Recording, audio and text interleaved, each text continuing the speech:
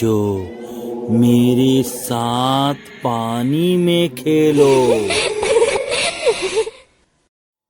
यह है पश्चिम बंगाल के सुंदरवन जिले का एक छोटा सा गांव, जहां दिन भर तो लोग खूब आराम से रहते, मौज मस्ती करते। छोटे छोटे बच्चे नदी किनारे खेलते और बड़े लोग अपनी रोजी रोटी कमाने का जुगाड़ करते।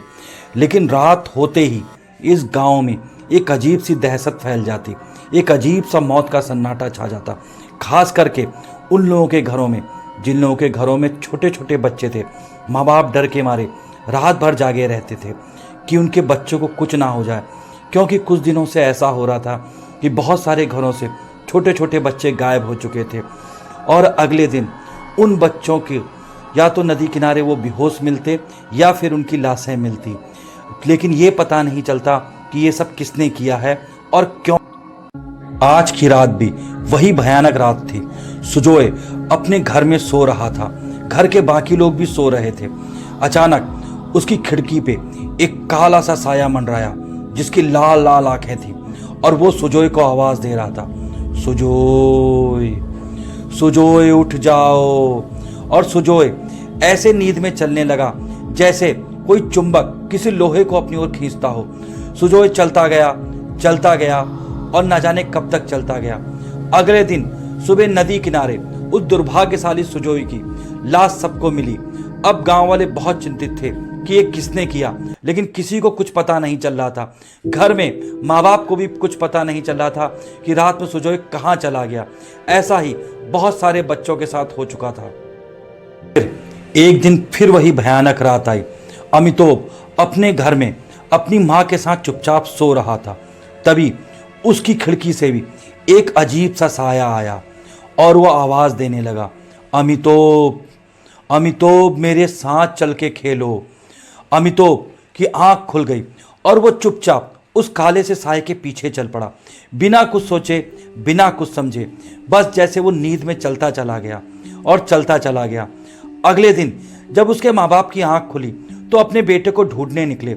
अमितोभ को ढूंढ रहे थे और लगातार परेशानी की हालत में उसको आवाज दे रहे थे, लेकिन अमितोभ का कहीं कुछ पता नहीं चल रहा था।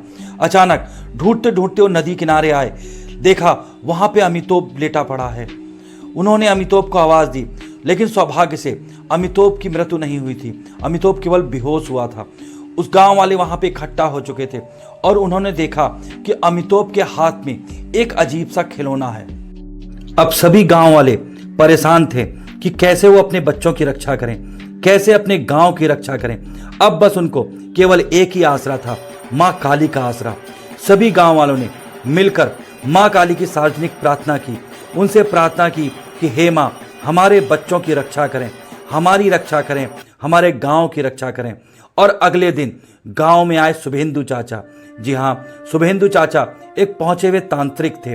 गांव वालों ने उनको अपनी सारी परेशानी बताई। शुभेंदु चाचा ने वो मिला हुआ खिलौना जो उस बच्चे के हाथ से मिला था उसको जांचा, परखा। तब उन्होंने बताया कि वास्तव में ये काम एक जल पिचासनी का है, एक ऐसी जल पिचासनी जो केवल छोटे छोटे बच्चों का शिकार करती है और वो बच्चों को लेकर जाती है अपने साथ।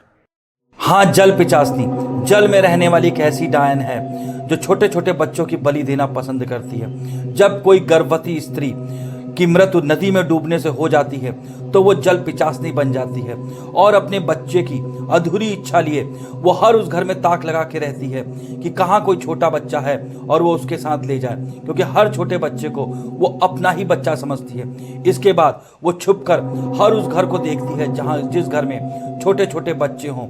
वो घूमती है, रातों के अंधेरे में घूमती है और आवाज लगाती है उस बच्चे के नाम से जिसको उसे अपने साथ ले जाना होता है। और मौका मिलते ही वो जल पिचासनी उस छोटे से बच्चे को अपने साथ ले जाती है और वो बच्चा हमेशा हमेशा के लिए उसके साथ ही रह जाता है मृत्यु के बाद।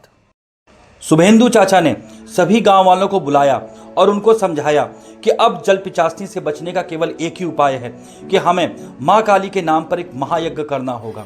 इसके बाद सभी गांव वालों ने शुभेंदु चाचा के साथ मिलकर मां काली के नाम पर एक महायज्ञ किया और उस यज्ञ से पवित्र धागे को सभी बच्चों के हाथों में बांधा गया, जिससे जल पिचासनी से उन बच्चों की रक्षा हो सके।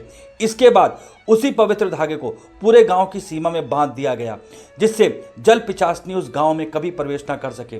इसके बाद जल पिचासनी ने कई बार गांव के अंदर प्रवेश करने की कोशिश की, लेकिन हर बार उसे मुंह की खानी पड़ी। वो गांव के अंदर प्रवेश नहीं कर सकी। इसके बाद आखिरकार थक हार कर जल पिचासनी को उस गांव को छोड़कर जाना पड़ा और वो हमेशा के लिए उस गांव से चली गई। इसके बाद गांव वालों ने राहत की सांस ली। उन्होंने अपने बच्चों को समझाया कि देखो, पानी के पास नहीं जाना है, क्योंकि पानी के पास एक खतरा है। इसके बाद उस गांव में खुशियां लौट आईं। सभी बच्चे सुरक्षित थे, पूरा गांव सुरक्षित था। लेकिन वास्तव में क्या जल पिचासनी अभी भी उस गांव से गई है, या अभी भी वहां घात लगाए बैठी है और इंतजार कर रही है अपनी बारी का कि कब सब सुरक्षित लगे और कब वो फिर से मौका पाके वहां आ जाए वापस।